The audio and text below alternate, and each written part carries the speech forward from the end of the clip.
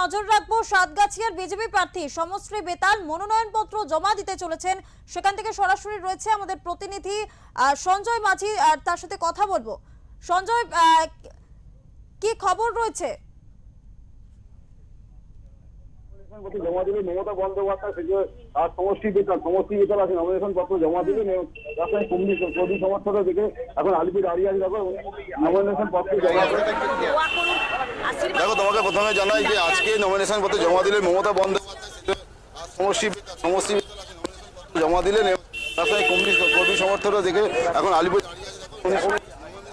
জমা করে তিনি বাইরে বেরিয়েছেন এবং সাংবাদিকের তিনি মুখোমুখি হয়েছেন। জানিয়েছেন যে ভোটের পর তিনি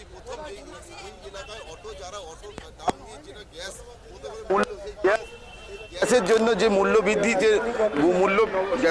মূল্য বৃদ্ধি অসুবিধা হচ্ছে, সেই গ্যাসের মূল্য বৃদ্ধির জন্য তিনি প্রথম জেতার পর তিনি একটা গ্যাস পাম্প এখানে খোলার ব্যবস্থা করবেন। তারই পাশাপাশি তিনি বলছেন যে এই অঞ্চলটা হচ্ছে মাটি অর্থাৎ নার্সারি সঙ্গে যুক্ত, এখানকার মানুষের যে সমস্যা সেই সমস্যাগুলো তুলে ধরবেন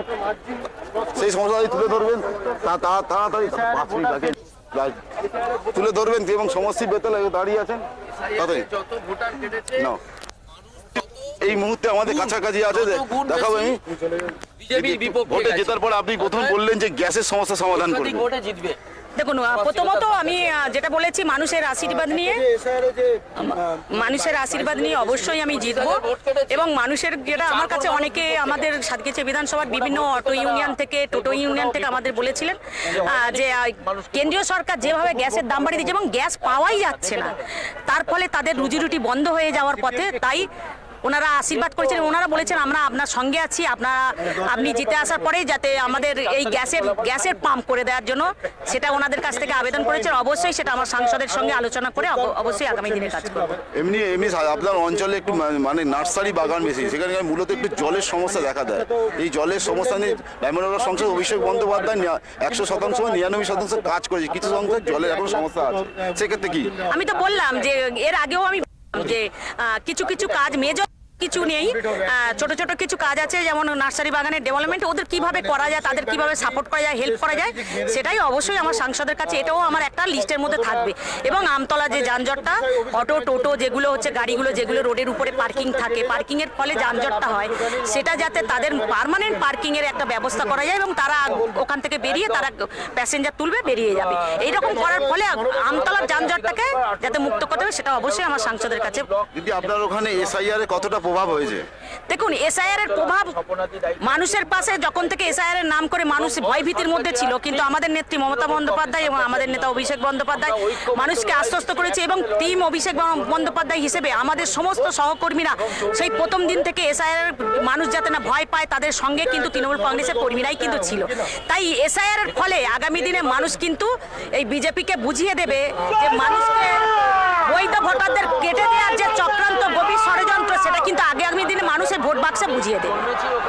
বিজেপি উদ্দেশ্যে কি বলবো? দেখুন, আমার কোনো কিছু কারোর উদ্দেশ্য বলার নেই, ওদের বলবো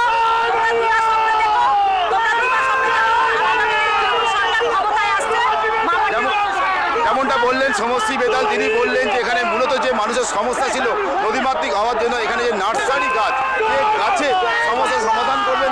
তারই পাশাপাশি তিনি আমাদের জানালেন তিনি এখানে জেতার পর তিনি প্রথম কাজ করবেন অটোর মূল সমস্যা, অটোর মূল্যবৃদ্ধি। এই অঞ্চলে অটোর গ্যাসের কোনো পাম্প না থাকার জন্য মানুষের সমস্যা হয়, সেই মানুষের সমস্যার সমাধানের জন্য তিনি প্রথমে একটা অটোর পাম্পে মানে অটোর গ্যাস পাম্পের ব্যবস্থা করবে। তারই পাশাপাশি আমতলা চড়িয়ালে মোড়ে আমতলা যে যানজট হয়, ওখানকার যে ডাক্তারগুলো থাকে, সেই অটোর জন্য তিনি বিশেষ ব্যবস্থা করবেন। তারই পাশাপাশি দিদি আরও জানিয়েছেন যে জেতার ব্যাপারে তিনি আশাবাদী, যেটা সাধারণ মানুষই বলবেন। কর্মী সমর্থনের উল্লাস দেখে মনে হচ্ছে যে খাদি এক প্রকার যে তিনি এতটা পথে আশাবাদী। তিনি বিরোধী পক্ষে বলছেন বিরোধী কাজের কোনো জায়গা এখানে নেই। তারই পাশাপাশি তিনি সংসদকে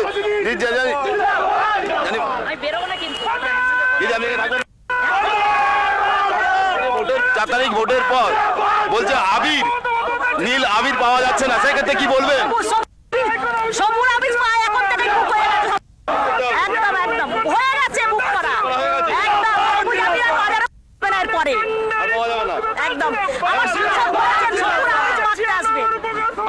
আমরা আসি তার সঙ্গে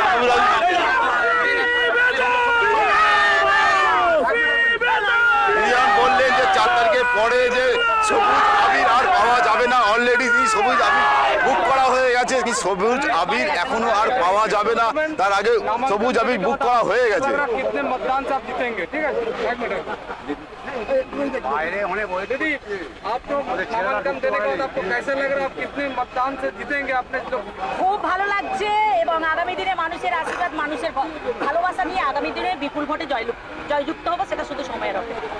আপনি প্রচার কেমন করছেন?